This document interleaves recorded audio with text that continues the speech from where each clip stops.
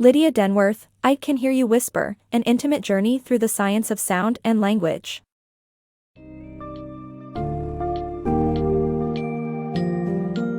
Embark on an intimate journey through the science of sound and language with this summary of Lydia Denworth's I Can Hear You Whisper. Discover the intricate process by which our ears convert sound waves into electrical impulses that our brains interpret as sound. Learn about the unique challenges faced by those with hearing impairments, the vibrant culture that has developed around deafness, and the contentious debate between sign language and oral language in deaf education. This summary also delves into the development of cochlear implants and their impact on deaf education and culture.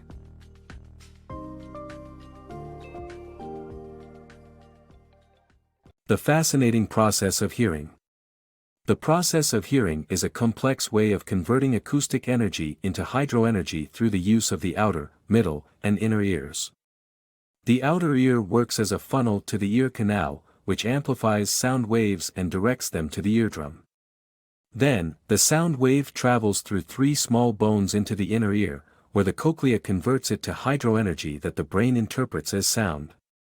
However, not all people can process sound within the normal 20 to 20,000 Hz range, leading to different methods of communication for hearing-impaired individuals.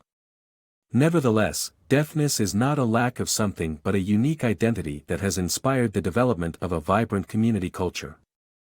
The power of language acquisition. Humans are born with an innate ability to learn language, but why is it that only humans have developed language?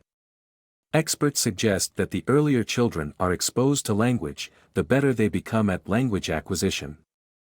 The amount of exposure to language is linked with a child's IQ and ability to learn language.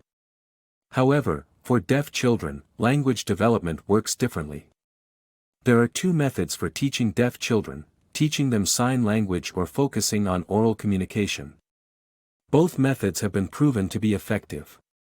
Nevertheless, the most crucial factor for deaf children's language development is early identification of their deafness and providing them with the right teaching methods. Deaf education has its culture, and it varies to ensure that deaf children are taught in ways that are meaningful and productive for them. Evolution of the perception of deafness. Throughout history, the deaf community has been misunderstood and often considered inferior by the hearing population. However, the perception has gradually evolved over time. From the oralist approach favored by Alexander Graham Bell to the advocacy of sign language, this evolution has given birth to the concept of deaf culture. This community, with its rich heritage and culture, promotes deafness as an identity to be proud of. The evolution of hearing aids. The deaf community began to assert their identity in the 20th century as scientists developed tools to cure deafness. Early experiments repaired damaged ears, but technology and understanding were lacking. The invention of the telephone changed everything, leading to the first electronic hearing aids in the 1950s. Once scientists discovered hearing was produced by electrical impulses, artificial electrical hearing became a possibility. André Journow was the first to experiment with induction coils to enable hard-of-hearing people to hear, but the implant stopped working. Otologist Bill House bypassed the cochlea to electrically stimulate the brain directly, conceiving the first cochlear implant, a device with a microphone and electrodes that processed sound into electrical signals sent to the person's nerves. While the first cochlear implants weren't perfect, they were a significant step forward in hearing aid technology. In 1984, House's cochlear implant was the first of its kind to receive FDA approval. Sound processing in deaf children. Developing neural pathways through hearing exposure is crucial for the efficient processing of sounds in children, especially those who are deaf. Hearing treatment, such as an implant, is more effective when received during a child's formative years as it enables exposure to language sounds. The ability to understand language also relies on past experiences with the words being processed. The cochlear implant controversy. In the 1990s, cochlear implants became available for children, causing a heated debate. While some argued that the implants could provide hearing to those who couldn't afford other forms of assistance, others feared that it would stigmatize deafness and destroy deaf culture. Criticisms of the implant's imperfections, like difficulty filtering sounds in noisy environments and challenges in differentiating music, were also debated. The first cochlear implant surgery was performed on an adult in 1961, and the technology became more advanced in the following decades. In the 1990s, the possibility of giving cochlear implants to young children opened up a heated debate about whether it was necessary or even ethical. On one side, proponents argued that children with profound hearing loss should have the opportunity to hear if it was possible, even if the implants were imperfect. Cochlear implants were also seen as a cheaper alternative compared to other forms of assistance for deafness. On the other hand, opponents, including many in the deaf community, feared that the surgery would stigmatize deafness and destroy deaf culture. They believed that cochlear implants would present the view that deafness was something that needed to be cured. This stance also took into account the social and psychological effects of the surgery on young children and their families. Another point of debate was the imperfections of the cochlear implants themselves, such as difficulty in filtering sounds in noisy environments and struggles with differentiating music. These criticisms argued that the cochlear implant was not a perfect solution and that the costs and risks involved in the surgery should be better considered. Despite these criticisms, cochlear implants continue to be an option for individuals who are deaf or hard of hearing.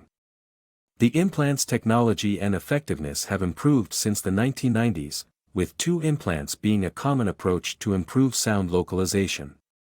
However, the cochlear implant controversy remains relevant today, as researchers and communities continue to explore the ethics and impact of the surgery on both individuals and society. Cochlear implants and deaf education.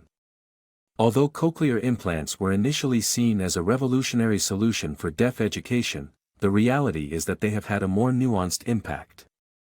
Since the passage of Public Law 94-142 in 1975, deaf children had been attending regular schools before implants were developed. Difficulty with hearing is not the only obstacle deaf children face. Socioeconomic status and parental support play a significant role in their academic performance. Despite the increase in the use of implants, deaf culture and sign language remain fundamental to deaf art, history, and identity. While implants provide significant improvement in communication, sign language remains essential, especially in parties or public events where sound is disruptive.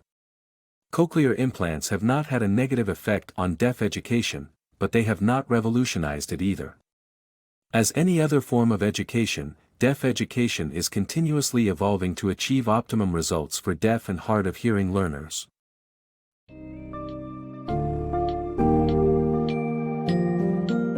As we've explored in Lydia Denworth's I Can Hear You Whisper, understanding the science of hearing can open our eyes to the unique experiences and challenges faced by the deaf community. Through recognizing the rich culture that has blossomed around deafness, and by acknowledging the pros and cons of cochlear implants, we can better appreciate the diversity of human communication. The ongoing debate between sign language and oral language in deaf education proves that there is no one-size-fits-all approach. By comprehending the complexities of hearing and language development, we can strive for more inclusive and supportive methods in education and communication for all.